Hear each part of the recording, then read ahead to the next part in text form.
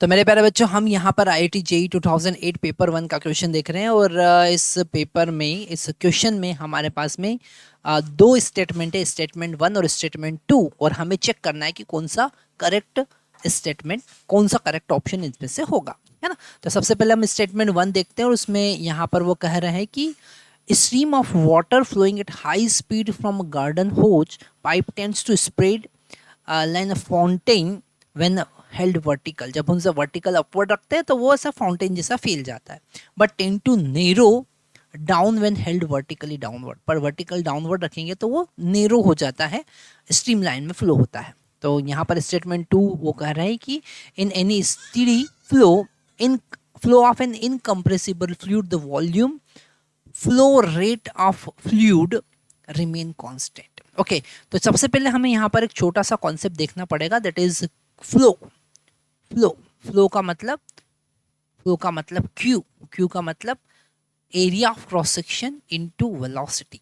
Okay, that is the rate of volume flow, है ना। Rate of volume flow मतलब कि per unit volume, per unit time कितना volume flow हो रहा है लिक्विड का। ओके, दैट इज क्यू और उसका फार्मूला होता है A इंटू वी। अब यहाँ पर हमें ध्यान रखना है कि ये जो फ्लो होता है मतलब amount of volume per unit time flow जो हो रहा है वो होगा कांस्टेंट। वो क्या होता है? कांस्टेंट होता है, क्योंकि जितना वॉल्यूम, अगर हम ट्यूब की बात करें तो इंटर होता है उतना ही वॉल्यूम पर सेकेंड एग्जिट करता है, ठीक है।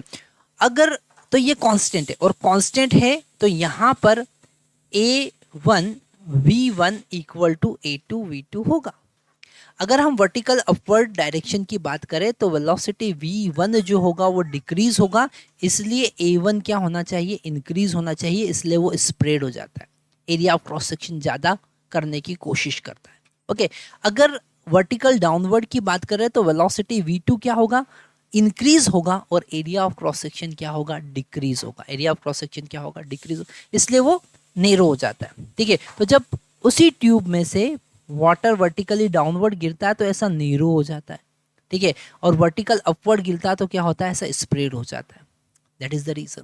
तो यहाँ पर रीजन क्या है? स्पीड इंक्रीज हुआ तो area of cross section decrease होगा, स्पीड डिक्रीज होगा तो area of cross section increase होगा।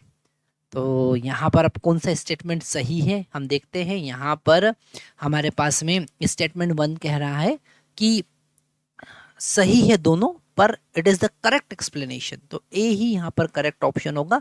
जी हाँ, ये करेक्ट एक्सप्लेनेशन है, because this rate of flow remain constant.